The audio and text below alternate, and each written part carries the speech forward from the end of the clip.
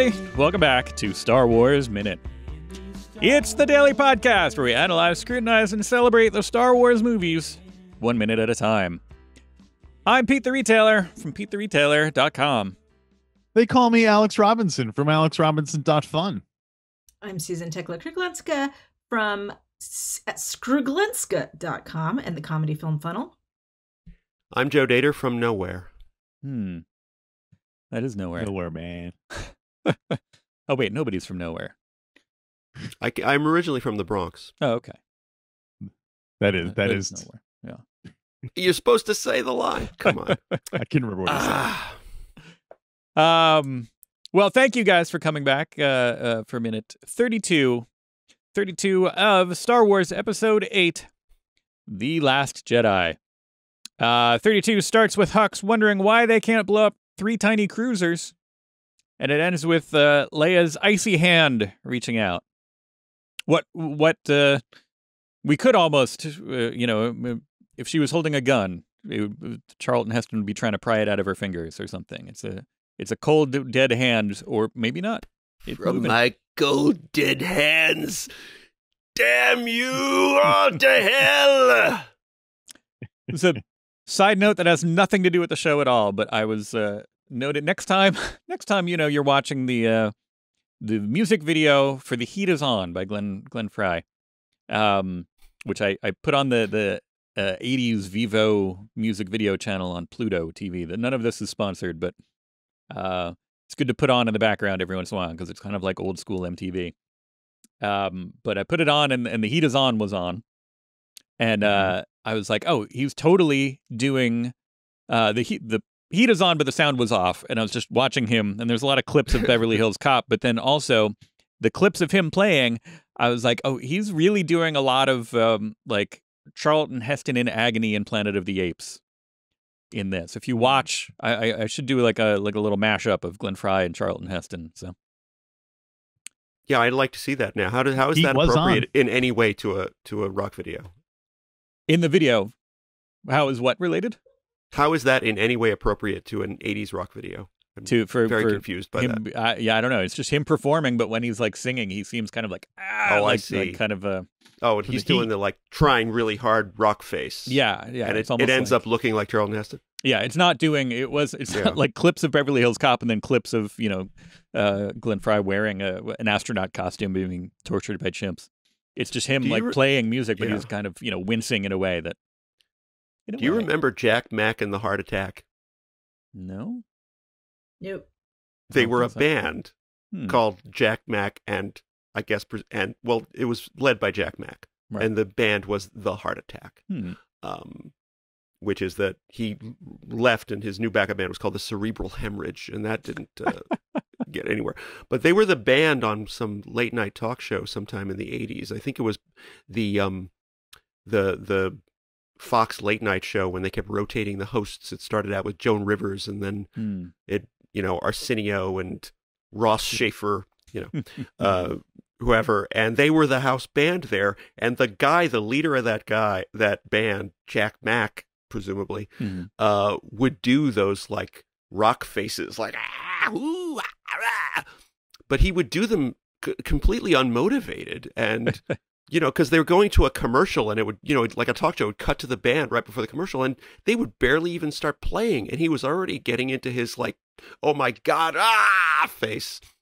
You're like, that's not convincing. It's got to be fake if he just goes right into it. Like if he could turn it off and on like a faucet. Come on.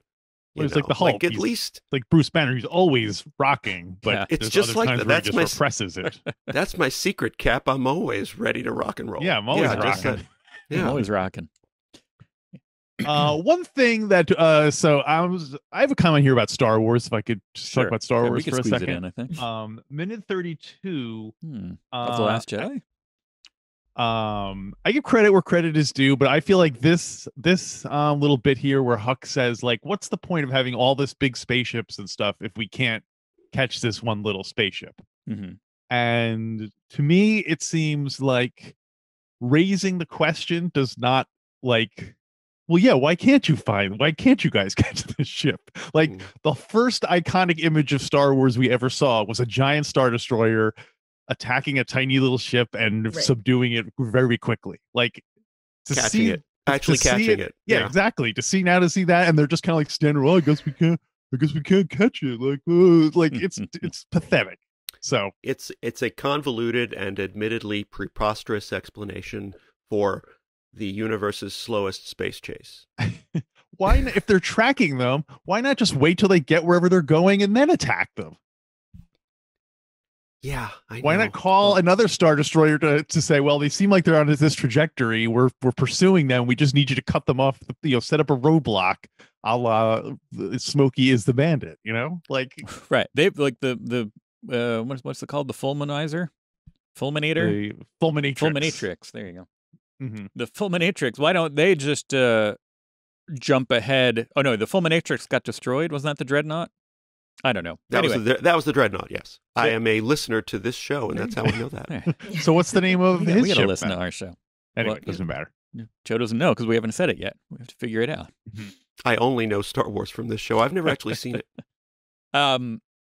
Like if so, the setup for this whole chase is so convoluted and like it's not admittedly ridiculous. They're not running out of hyperspace fuel, and they're not concerned about losing tracking. Why don't they just hyperspace jump to 100 kilometers in front of them? You know what I mean? Yeah. Like just do a quick whoop, jump. I don't know. Yeah, they could do many things, it seems. It also, I accept it. Yeah. It's ridiculous, but I accept it. And I accept it because I accept it because I reject it. It's a setup. It's an obvious setup so that the movie can happen. But then what actually happens in the movie is important stuff. Like Rey going through the journey that she goes through, Luke going through the journey that she goes through, Ben going through the journey that he goes through. These are deep emotional things. Yeah. And the details of how we get to them It's funny that none of the the characters you mentioned have anything to do with this slow spaceship chase. So actually, all those things could totally still happen. No, with a more exciting B plot than the journey that Poe goes through is meaningful to me as well. And I think Finn's journey from a guy who sort of cares to a guy who cares a lot is meaningful to me as well. And so so you've got to put the setup up on a pretty shaky set of sticks to hold it up. That's fine with me. That's because it's worth it. This is movie. This applies to almost every, criticism of every movie, every single one. And my criticism or his criticism? Everyone's, the global community.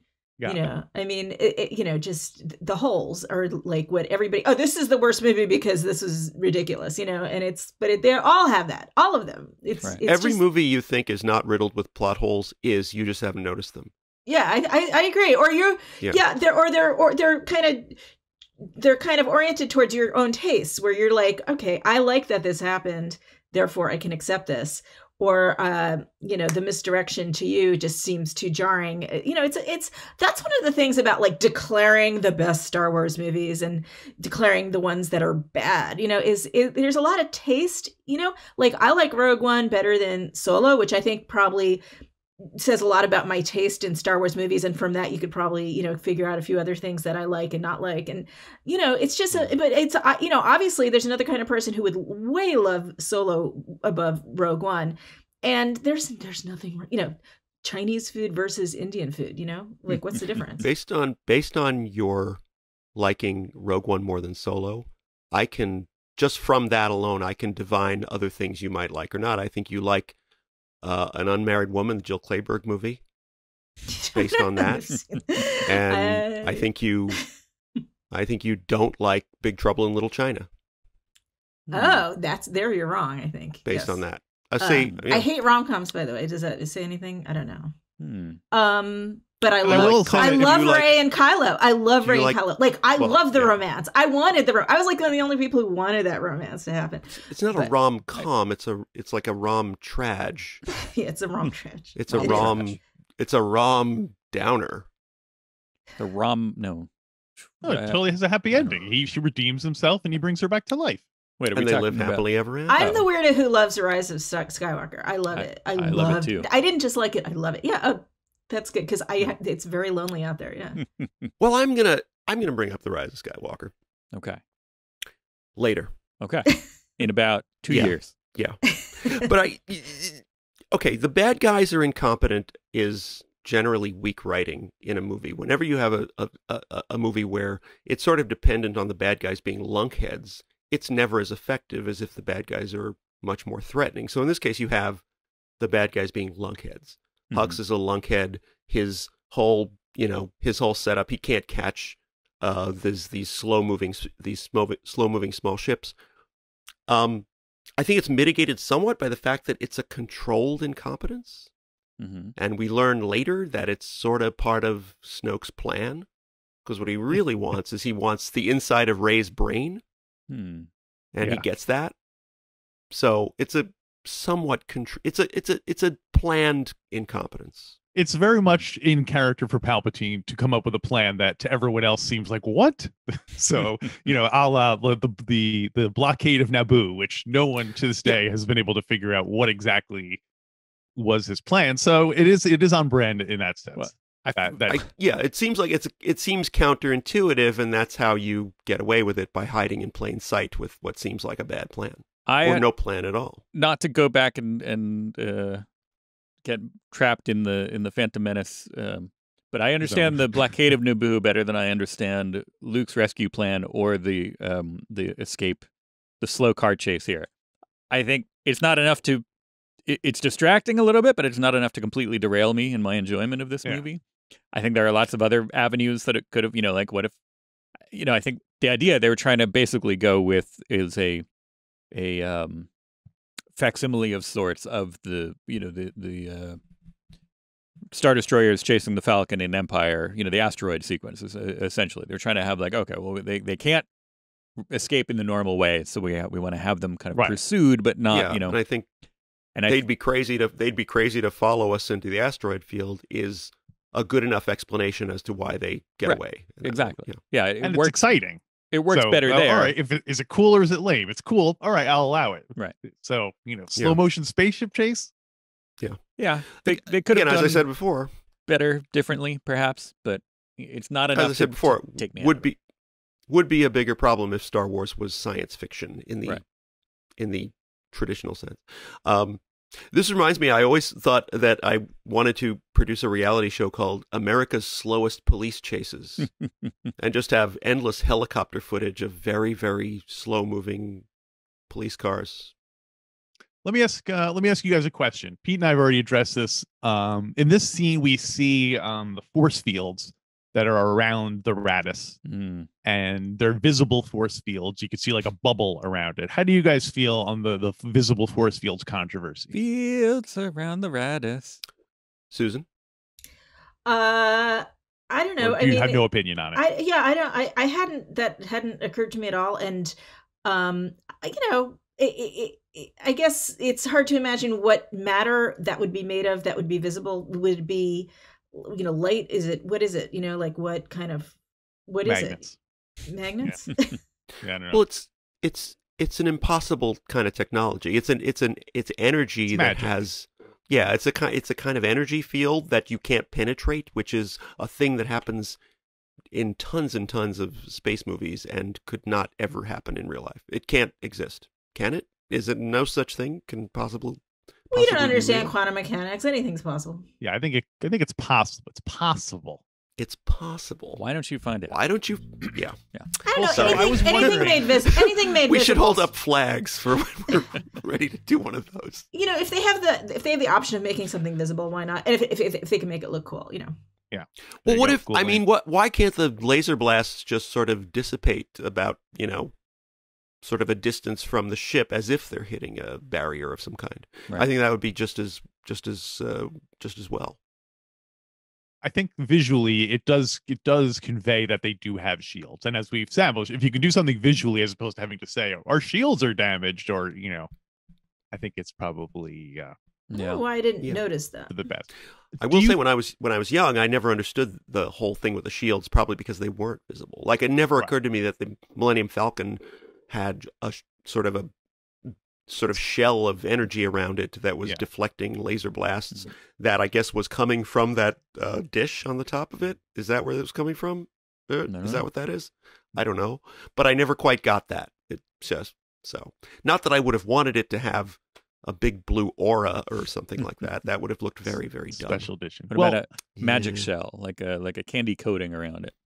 Yeah, like a chocolate sort of a thing that hardens when you don't like chocolate, but I like chocolate. Yeah. Well, I brought up the shields because I was wondering if the fact that they are in a shield gives more scientific feasibility to Leia's like surviving in a vacuum, because she's in like kind of vacuum. But anyway, you actually see Princess Leia in a vacuum in this this minute. Yeah, so should we launch into the I mean, yeah, what?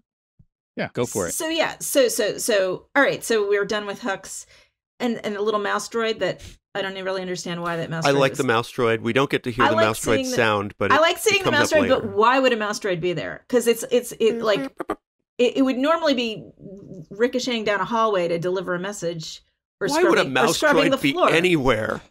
Why would it? Why? Why a mouse droid? What is the purpose of this invention? What is the purpose of this damn robot? It just moves around like an RC car. What does it do? I think they're very important. They deliver messages and they scrub the floor. Yeah, I think it's somebody's got to keep those floors so shiny. So. But both of those things don't make sense on deck there, where Hux is doing his thing. I thought from the mouse droid appearance in A New Hope, I always thought the mouse droid was there when they send like a group of stormtroopers someplace, and so the stormtroopers don't know where to go, so they have to follow the mouse. That seems like what they're doing in A New Hope, like a tour guide holding up a flag. Catch it. But again, this scene it doesn't work. It's just interfering. It just there's no reason. It's just getting in the way. I do like them. Hux talking to Vivian, and we do get to see Vivian in this one. Vivian and Adrian Edmondson from The Young Ones, and he's wearing that First Order hat with the little symbol in the middle. And God, if he had 4 of those, it would be so great. If he had 4 of those things across his forehead. It's a missed opportunity somewhat, but I know. You can't go too, I don't know, I guess you could go too meta. I don't know. I would have wanted to see all the young ones in this film, but I guess only 3 of them are alive anyway. So Princess Leia is in space, you guys. Right now? Okay. Look. So Princess Leia's in space. It turns out you can Bowie. survive. Bowie's in space. You can survive for about 2 minutes that way, and she did it in under 2 minutes. So this is not entirely crazy, but people can survive for 2 minutes. So they've done experiments. In the 60s, they did experiments, I'm sorry to say, with dogs. Yeah. They would put dogs in vacuums, and for 90 seconds... That's why all dogs hate vacuum cleaners. Yeah. Exactly. They'd never forgive them for the death of their boy. Nature and dogs abhor a vacuum. Yeah, they did like 100 dogs in a vacuum. Wow. It's true. I give up. How? Where was this chamber? Was it some enormous just vacuum chamber? And they did them one at a time. They did them one at a time. Now, after the first few, the next dog would not want to go. Right? He'd be like, yeah. And they did it with chimps. They did try it with chimps, and chimps could last a little longer. And if it's under 2 minutes, they pretty much were okay. Even though, this is true, the dogs would expand like balloons. And this is what would happen. So this is the one thing that doesn't quite reflect in this, is your body would puff out. You would expand. Oh, yeah. Them dogs plump up. You plump up. And your skin would hold you together, but, hold you together okay. You would not explode. There's, some people imagine you explode. You wouldn't explode. Balloon? Yeah. But then two humans have been through this very, very briefly and survived it. A few people have not survived it. What were the circumstances of those 2 humans? So one was testing, it was like around in the 60s again, late 60s, he was testing the spacesuit. And they put him in a vacuum to test for leaks. And sure enough, there was a leak. And he was out. You go unconscious in about 15 seconds because so you basically, your oxygen, again, it wants to exit your body. Your lungs immediately empty out. It could be very dangerous and actually rupture your lungs. And your the oxygen in your skin and blood kind of dissipates and expands. He felt on his tongue the water, he felt the moisture on his tongue was boiling. Basically, the boiling point changes completely to whatever temperature it is. So he felt, this guy who this happened to, this leak, he felt the water boiling on his tongue, but then, passed out within like 15 seconds. And that was the last thing he remembered. And then he actually came to pretty quickly. They immediately got the air in, got the air pressure going, and came to and was fine. And then one other person, it was in some other situation that was like a work situation, and he was out for a little bit longer and had a harder time recovering. But you can recover from this. So she did it in under 2 minutes, and it's been proven that can happen. Now, and the iciness on her also makes sense because the, water, she's probably on the far side of a star. If you're on the near side, you're going to be in a very hot environment. If you're on the far side, you're in a freezing environment. Either way, your body will maintain its temperature because there's no conduction or convection because there's no air. So your body's going to kind of maintain your temperature. You're not going to freeze to death. You're not going to boil to death, even though the space may have, this incredible amount of heat to it. So that's kind of interesting too. But but you will have like this, either your water will evaporate and boil or it will freeze. And so the ice crystals all around her do kind of make sense. Now, her opening her eyes, certainly that would have been damaging because that water would have just, kind of, her eyes would have maybe not exploded, but it wouldn't have been good. She would have gone blind for that kind of thing. So that's her eyes it's boiled. Physics. I can relate to all this because I had a friend who was one of those guys who would suck all the air out of a room. You know what I mean? You know those guys? And I think I felt like I was in a vacuum whenever he would speak. We've actually seen this before in movies too. We saw it in 2001 because remember David Bowman was locked out by Hal and he had to just get Alien and Aliens didn't he gets sucked out into space? She gets sucked down. The queen. Yeah, but like in 2001, there's that scene later in the film where who am I talking about?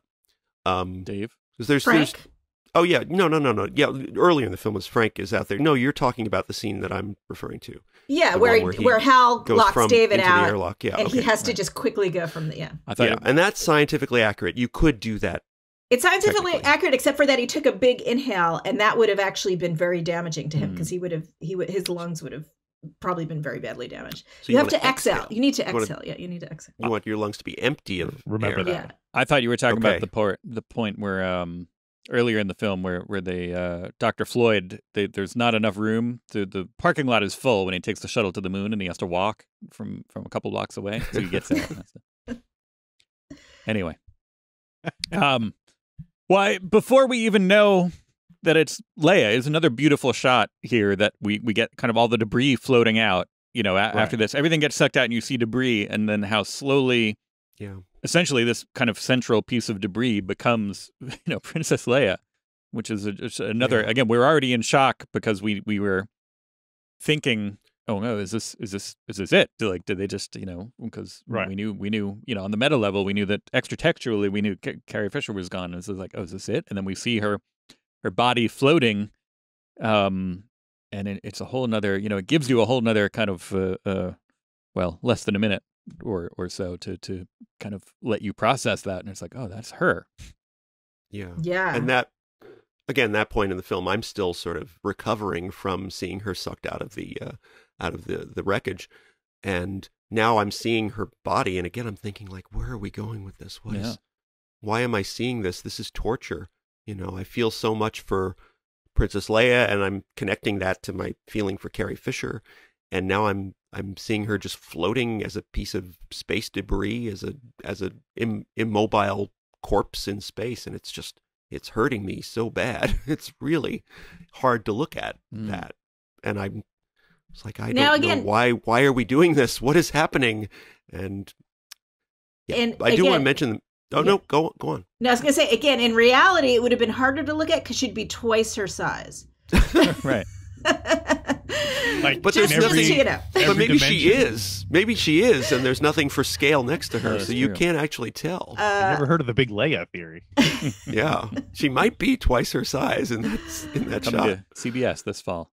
The Yeah, well, also we get the strains of the Leia music, which at the time was less emotional to me, but the between this, what's going on in this sequence, and then later when they kind of give her a little tribute in the credits, and then in the next movie, everything like that, the strains yeah. of Princess Leia's theme have made me much tearier, much weepier in the last couple of years. Part of that could be, I'm suffering from parental emotional disease or whatever they call that, where suddenly, commercials make you cry. But no, I also, agree.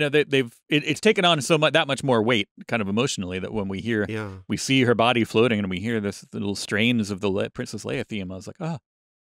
Yeah, I agree. But it goes into what I think, and it continues in the next minute, what I think is the most beautiful rendition of that theme that I've ever heard. Yeah. I think. And yeah, that music really gets to me. And the way it's performed, and it, again, we'll continue talking about it tomorrow. Mm-hmm. On the next. Well, her hand does her hand move yet? We see her icy hand. Does it start to twitch yet in this minute, or is that next minute? Am I spoiling 33 here? Let's see. I Yeah, don't know. I shouldn't have said the I thing. I'm so sorry. I don't know. Her hand moves. Oh, yeah, that does. Yeah, it does. It does. It does. Her Her hand, does, yeah, right? it does. So It we moves, get we get yeah. a glimpse of what could be. Was maybe it's not. Is this the end of Princess Leia? Maybe not. Yeah, and that was Her again. I bracelet- think there was something happening to me emotionally when I saw that start to happen that I can't even describe. Her bracelet is Because I kind of was so hanging confused. hanging off her arm in a way that they should have been more careful about. It looks like it has gravity to it, but anyway, just a little nitpicky thing. It has gravitas to It has it, gravitas. Susan. And again, the proximity to the giant cruiser, in which there is some form of artificial gravity, could account for all kinds of. There's atmosphere and gravity in the ship. Tiny cruisers, according to Hux, but sizable from True. our point of view. So there could plausible deniability could be like, oh yeah, sound and gravity could be coming from there. Sure, like Little oxygen trapped in the Yeah. force field. little bubbles, tiny bubbles. Seems like this is really when Snoke should be like putting his foot up Hux's butt. He really got Not literally, hopefully. all over him earlier, but he's got this. These ships are right in front of him, and he can't do anything about it. This is when you'd think your boss would be breathing down your neck. Oh, but he wants them to escape because Oh, part right. of Snoke's I plan. know. It's suspicious that he's silent. Yeah. And also, don't forget, we learned that Hux later on is working for the Resistance too. Oh yeah. Wait. Well, Do you not think yet. at that Not point? yet. Yeah, I don't think at this point he would Or be. maybe. I don't know. Maybe. Who knows? Who knows when he's switched? No, Yeah. I think Yeah. it's Also, All yeah. part of Palpatine's plan. It's also that happens in a movie that, in my headcanon, does not exist. But let's talk about that Whoa. another time. Highlander 2, The Quickening? Yeah, no, that was never made. Oh. Well, let's this again continues into the action starts to happen again in the next minute. Yes. But in the meantime, if you're looking for some Star Wars Minute action, why not follow us on the social media that you partake in, perhaps? You've got on Twitter, we're at Star Wars Minute. On Instagram, we're at the Star Wars Minute. And on Facebook, you can go to starwarsminute.com/Facebook to get to the Star Wars Minute Listeners Society, to which I have made a hesitant return. I was off Facebook for a long time. Long time. Yeah, thank you. Long time. Sorry. It's all right. I was so caught up in the story. I know. Why you went?